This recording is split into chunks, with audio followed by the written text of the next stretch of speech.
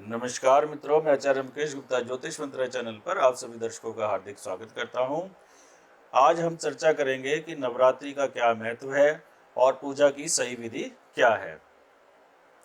पार्वती शंकर से प्रश्न करती है, नवरात्र किसे कहते हैं? शंकर उन्हें प्रेम पूर्वक समझाते हैं, नव शक्ति भी संयुक्त नवरात्रम तदुच्यते एकैक देव देविशी नवदा प्रतिष्ठता, अर्थात नवरात्र नव शक्तियों से संयुक्त है। इसकी प्रत्येक तिथि को एक एक शक्ति के पूजन का विधान है। साल में 4 नवरात्रि होती है, 4 में 2 गुप्त नवरात्रि और 2 सामान्य होती है। सामान्य में पहली नवरात्रि चैत्र माह में आती है, जबकि दूसरी अश्विनी माह में आती है। चैत्र माह की नवरात्रि को बड़ी नवरात्रि और अश्विन माह की नवरात्रि को छोटी या शारदीय नवरात्रि कहते हैं। आषाढ़ और माघ मास में गुप्त नवरात्रि आती है। गुप्त नवरात्रि तांत्रिक साधनाओं के लिए होती है, जबकि सामान्य नवरात्रि शक्ति की साधना के लिए। नवरात्रि में साधनाओं के सफल होने का असर बढ़ जाता है। लेकिन क्या कभी आपने सोचा है कि नवरात्रि में पूजा अर्चना के मात्र 9 दिन ही क्यों होते हैं? जब नवरात्रि में पूजा पाठ का इतना ही महत्व है, तो 9 दिन से अधिक की नवरात्रि क्यों नहीं मनाते? प्रकृति में महत्वपूर्ण है परिवर्तन। दरअसल इन 9 दिनों में प्रकृति में विशेष प्रकार का परिवर्तन होता है और ऐसे समय हमारी आंतरिक चेतना और शरीर में भी परिवर्तन होता है। प्रकृति और शरीर में स्थित शक्ति को समझने से ही शक्ति की आराधना का भी महत्व समझ में आता है। असल में चैत्र और अश्विन के नवरात्रि का समय ऋतु परिवर्तन का समय है। ऋतु परिवर्तन का हमारे जीवन, चिंतन एवं धर्म में बहुत महत्वपूर्ण स्थान रहा है। इसलिए हमारे ऋषि मुनियों ने बहुत सोच विचार कर सर्दी और गर्मी की इन दोनों महत्वपूर्ण ऋतुओं के मिलन या संधि काल को नवरात्रि का नाम दिया है। यदि आप उक्त 9 दिनों अर्थात साल के 18 दिनों में अन्न का त्याग कर भक्ति करते हैं, तो आपका शरीर और मन पूरे वर्ष स्वस्थ और निश्चिंत रहता है। मित्रों, यदि अभी तक आपने हमारा चैनल सब्सक्राइब नहीं किया तो चैनल को सब्सक्राइब जरूर करें और बेल आइकॉन को प्रेस करना ना भूलें, जिससे आपके पास लेटेस्ट वीडियो की जानकारी आती रहे। उक्त 9 दिनों में जो व्यक्ति अन्न का पूर्ण त्याग कर माता की भक्ति या ध्यान करता है, उसकी सभी तरह की मनोकामना पूर्ण हो जाती है। या वह जो भी संकल्प लेकर 9 दिन साधना करता है, उसका यह संकल्प पूर्ण हो जाता है। इस दौरान कठिन साधना का ही नियम है। अब मन से कुछ लोग नियम बनाकर व्रत या उपवास करते हैं, जो कि अनुचित है। जैसे कुछ लोग बस सिर्फ खिचड़ी ही खाते हैं, कुछ लोग कोई और वस्तु का त्याग कर देते हैं। तो शास्त्र सम्मत व्रत ही उचित होते हैं, बाकी इस तरह के संकल्प से कोई फायदा नहीं होता। साधना का समय अंकों में 9 अंक पूर्ण होता है। 9 के बाद कोई अंक नहीं होता है। ग्रहों में 9 ग्रहों को महत्वपूर्ण माना जाता है। फिर साधना भी 9 दिन की ही उपयुक्त मानी गई है। देवी में सभी 9 ग्रहों का वास माना गया है। तो 9 दिन अगर कोई पूर्ण श्रद्धा के साथ और पूर्ण विधि के साथ साधना करता है, तो सभी जो नवग्रहों से जनित पीड़ा होती है वो शांत हो जाती है और व्यक्ति को जरूर लाभ होता है। किसी भी मनुष्य के शरीर में 7 चक्र होते हैं, जो जागृत होने पर मोक्ष का मार्ग प्रशस्त करते हैं। नवरात्रि के 9 में से 7 दिन तो चक्रों को जागृत करने की साधना की जाती है। 8वें दिन शक्ति को पूजा जाता है। 9वें दिन शक्ति की सिद्धि का होता है। शक्ति की सिद्धि यानी हमारे भीतर शक्ति जागृत होती है। अगर सब चक्रों के अनुसार देखा जाए तो यह दिन कुंडली जागरण का माना जाता है। इसलिए इन 9 दिनों को हिंदू धर्म ने माता के 9 रूपों से जोड़ा है। शक्ति के 9 रूपों को ही मुख्य रूप से पूजा जाता है। ये 9 रूप हैं: शैलपुत्री, ब्रह्मचारिणी, चंद्रघंटा देवी, कुष्मांडा देवी, स्कंद माता, कात्यायनी, माँ काली, महागौरी और सिद्धिदात्री। नवरात्रि में 9 दिन माँ दुर्गा के मंत्र, दुर्गा सप्तशी का पाठ या दुर्गा चालीसा का पाठ करें, जैसे भी आपके पास समय हो या श्रद्धा हो। माँ दुर्गा का आह्वान करें। इसके साथ ही सभी देवी देवताओं का भी पूजन करें। पूजन में धूप, दीप, पुष्प और नैवेद्य का इस्तेमाल करें। नवरात्रि के नवमी पर या जैसी परंपरा है अष्टमी पर कन्या पूजन करें। साथ ही उन्हें आदरपूर्वक निमंत्रण देकर अपने घर भोजन कराएं। इसके बाद हवन के बाद कलश विसर्जन करें। अब आइए मित्रों चर्चा करते हैं नवरात्रि में कलश स्थापना कैसे करें। किसी भी शुभ कार्य को करने में कलश की बहुत महत्वपूर्ण भूमिका होती है। तो कलश स्थापना की भी एक विधि होती है जिसे हमें अपनाना चाहिए। वर्ष 2022 में शरदकालीन नवरात्रि की शुरुआत 26 सितंबर से हो रही है। नवरात्रि के प्रथम दिन कलश की स्थापना की जाती है। आइए जानते हैं कि कलश की स्थापना की उचित विधि क्या है। सबसे पहले कलश को अच्छी तरह से धोकर साफ कर लें और उसमें जल भर लें। आप गंगा जल भरें और अगर गंगा जल आपके पास थोड़ी मात्रा में है तो आप उसमें पहले साफ पीने का पानी भर लें और थोड़ा उसमें गंगा जल मिला लें। तो अब जो कलश में जब आप गंगा जल भरते हैं तो ये माना जाता है कि ये अमृत समान है। जल में एक लौंग का जोड़ा, सुपारी, हल्दी की गांठ, दूर्वा और 1 रुपये का सिक्का डाल लें। इसके पश्चात एक पानी वाला नारियल लेकर उस पर माता की चुनरी लपेट लें। अब कलश के चारों तरफ आम के पत्ते लगाकर उस पर नारियल रखें और फिर कलश को दुर्गा माँ की प्रतिमा के दाईं ओर या उत्तर पूर्व दिशा में स्थापित करें। ध्यान रहे, यहाँ बड़ी इंपॉर्टेंट बात बताने जा रहे हैं। ध्यान रहे नारियल का मुख ऊपर की ओर होना चाहिए, यानी जो व्यक्ति पूजा कर रहा है नारियल का मुख उसकी ओर होना चाहिए। नारियल को उल्टा रखने की भूल कभी ना करें। चोटी वाला हिस्सा या जहां नारियल के ऊपर 3 आंख जैसी आकृति बनी होती है वह नारियल का मुख होता है। कलश पर नारियल हमेशा सीधा ही रखना चाहिए और इसका मुख कभी पूर्व में ना हो। पूर्व में मुख होने से पूजा का पूरा फल नहीं मिलता। कलश की स्थापना के बाद ओम ह्रीं धुम दुर्गायै नमः मंत्र से दुर्गा माँ का आह्वान करें। अब नवरात्रि में जौ उगाने की क्या विधि है इसके बारे में चर्चा करेंगे। भारत में नवरात्रि में जौ या जवारे उगाने की परंपरा है जो ब्रह्मा जी का प्रतीक माना गया है। जौ उगाकर हम ब्रह्मा जी की का आह्वान करते हैं। मिट्टी का पात्र लेकर उसे अच्छी तरह से साफ कर लें और इसके बाद इस पात्र को स्वच्छ मिट्टी और उपले के चूर्ण से भर लें और जल का छिड़काव करें। इसके बाद एक मुट्ठी भर भीगे हुए जौ लेकर उस मिट्टी में डालकर फैला दें। इसके बाद इस पात्र में जौ के ऊपर फिर मिट्टी डाल दें और पुनः जल का छिड़काव करें और इस पात्र को दुर्गा की प्रतिमा के समक्ष स्थित कर इसका पूजन करें।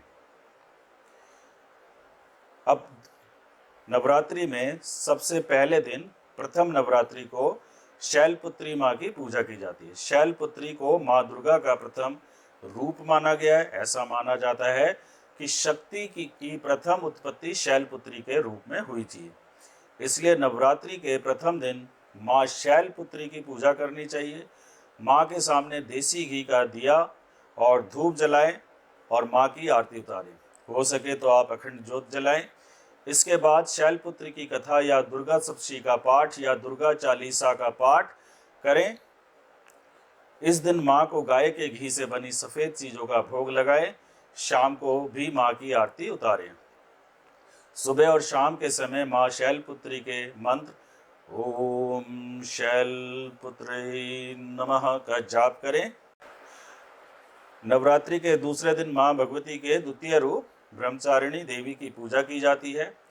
सुबह पूजा के समय अपने हाथों में एक फूल लेकर देवी का ध्यान करें। इसके बाद उन्हें पंचामृत से स्नान कराएं। फिर फूल, कुमकुम, सिंदूर अर्पित करें। बता दें कि देवी को सफ़ेद और सुगंधित फूल प्रिय हैं। तो इसके अलावा आप कमल के फूल भी चढ़ा सकते हैं या जैसे भी फूल आपको उपलब्ध हो। आप पुष्प जरूर शामिल करें अपनी पूजा में। और इनका मंत्र इस प्रकार है ओम ब्रह्मचारिण्यै नमः। या आप ये भी मंत्र कर सकते हैं, या देवी सर्वभूतेषु मां ब्रह्मचारिणी संस्थिता नमस्तस्यै नमस्तस्यै नमस्तस्यै नमो नमः। नवरात्रि के तीसरे दिन माँ चंद्रघंटा के रूप की पूजा की जाती है। सबसे पहले देवी के को गंगा जल से स्नान कराएं। इसके बाद धूप दीप रौली फूल और फल अर्पित करें। इसके बाद माँ का ध्यान करें और मन में ओम चंद्रघंटाय नमः का जाप करते रहें। नवरात्रि के चौथे दिन कुष्मांडा देवी की पूजा की जाती है। पहले की तरह ही आप सबसे पहले कलश की पूजा कर माता कुष्मांडा को नमन करें। इसके बाद माँ को जल और पुष्प अर्पित करें। बता दें कि इस दिन पूजा में बैठने के लिए हरे रंग के आसन का इस्तेमाल करें। इस दिन माँ को कद्दू के हलवे का भोग लगाएं। आप ये मंत्र का जाप कर सकते हैं, ओम कुष्मांडाय नमः। या आप एक और मंत्र का जाप कर सकते हैं, या देवी सर्वभूतेषु माँ कुष्मांडा रूपेण संस्थिता नमस्तस्यै नमस्तस्यै नमस्तस्यै नमो नमः। नवरात्रि के 5वें दिन स्कंद माता की पूजा की जाती है। इस दिन सबसे पहले स्कंद माता की प्रतिमा या तस्वीर स्थापित करें। इसके बाद गंगा जल से शुद्धिकरण करें। चौकी पर मिट्टी, तांबे या फिर चांदी के घड़े में जल भरकर उस पर कलश रख दें और देवी का ध्यान करें। स्कंद माता की उपासना करने से मनुष्य की सभी इच्छाएं पूर्ण हो जाती है। माता स्कंद माता को केला प्रिय है। इस दिन माँ को केले का भोग जरूर लगाएं और इस मंत्र का जाप करें, या देवी सर्वभूतेषु मां स्कंद माता रूपेण संस्थिता नमस्तस्यै नमस्तस्यै नमस्तस्यै नमो नमः। या आप एक और मंत्र कर सकते हैं, ओम स्कंद मात्र्यै नमः। नवरात्रि के छठे दिन देवी कात्यायनी की पूजा अर्चना करनी चाहिए। इस दिन पूजा करते समय लाल या पीले रंग के वस्त्र धारण करें। इसके बाद कात्यायनी देवी की प्रतिमा स्थापित करें और फिर गंगा जल से उसकी शुद्धि करें। इसके बाद माँ के सामने घी का दीपक जलाएं और पुष्प भी चढ़ाएं।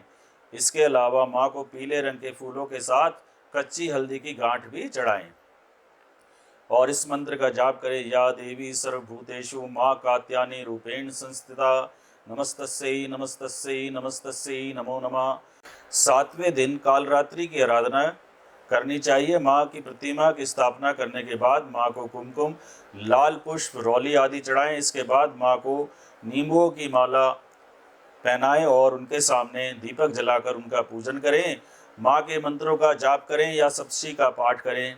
माँ कालरात्रि को लाल रंग के फूल अर्पित करें। माता कालरात्रि को गुड़ या उससे बनी चीजों का भोग लगाना चाहिए और इस मंत्र का जाप करें, या देवी सर्वभूतेषु माँ कालरात्रि रूपेण संस्थिता नमस्तस्यै नमस्तस्यै नमस्तस्यै नमो नमः। एक और मंत्र है जिसका आप जाप कर सकते हैं, ओम कालरात्र्यै नमः। नवरात्रि के 8वें दिन महागौरी की पूजा करनी चाहिए। इस दिन सबसे पहले लकड़ी की चौकी या मंदिर में महागौरी की प्रतिमा की स्थापना करें। इसके बाद चौकी पर सफ़ेद कपड़ा बिछाकर उस पर महागौरी यंत्र की स्थापना करें या महागौरी की तस्वीर की स्थापना करें। महागौरी की पूजा करते समय पीले या सफ़ेद रंग के वस्त्र धारण कर सकते हैं। महागौरी को हलवा और चने का भोग लगाना चाहिए।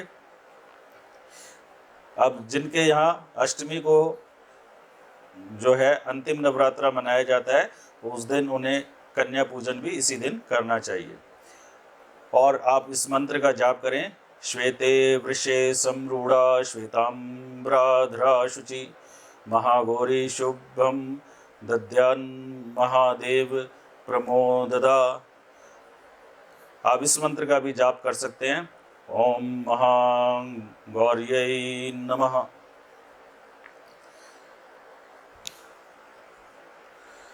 सिद्धिदात्री देवी की पूजा। माँ जगदम्बा का ये रूप पूर्ण स्वरूप है। पहले दिन जो पूजा अर्चना शैलपुत्री के रूप में की गई थी वह सिद्धिदात्री के रूप पर आकर पूर्ण हो जाती है। अंतिम नवरात्रा होता है, नवरात्रे के 9वें दिन सिद्धिदात्री देवी की पूजा की जाती है। इस दिन सबसे पहले कलश की पूजा और पूजा स्थल पर सभी देवी देवताओं का ध्यान करना चाहिए। इसके बाद माता के मंत्रों का जाप कर उनकी पूजा करनी चाहिए। माँ सिद्धिदात्री को मौसमी फल, पूड़ी, खीर, नारियल, चना और हलवा का भोग लगाना चाहिए। और इस मंत्र का जाप करें, या देवी सर्वभूतेषु मां सिद्धिदात्री रूपेण संस्थिता नमस्तस्यै नमस्तस्यै नमस्तस्यै नमो नमः। दूसरा मंत्र, ओम सिद्धिदात्र्यै नमः। जो पूरे 9 दिन माता के इन रूपों की पूरे श्रद्धा के साथ और पूरे विधान के साथ पूजा करता है तो माँ उस पर प्रसन्न जरूर होती है। और जितने भी आपको नवग्रहों से जनित कोई पीड़ा है तो माँ के आशीर्वाद से वो नवग्रह जो आपको पीड़ा दे रहे हैं वह जरूर होती है। और आपको जो नवरात्रि के अंत में जो है दुर्गा माँ से क्षमा याचना भी करनी चाहिए, क्योंकि हम सांसारिक मानव हैं, हमसे पूजा पाठ में कोई ना कोई त्रुटि अवश्य रह जाती है।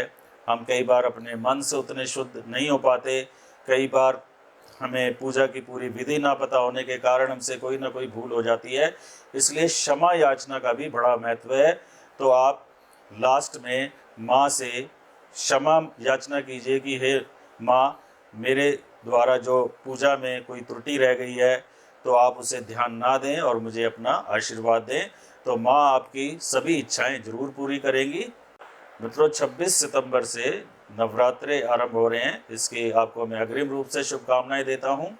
यदि अभी तक आपने हमारा चैनल सब्सक्राइब नहीं किया तो चैनल को सब्सक्राइब जरूर करें और बेल आइकन को प्रेस करना ना भूलें, जिससे आपके पास लेटेस्ट वीडियो की जानकारी आती रहे। आज के वीडियो में बस इतना ही। फिर किसी विषय पर चर्चा के लिए आपके सामने उपस्थित होंगे। तब तक के लिए हमें आज्ञा दीजिए। आपका दिन शुभ हो। नमस्कार।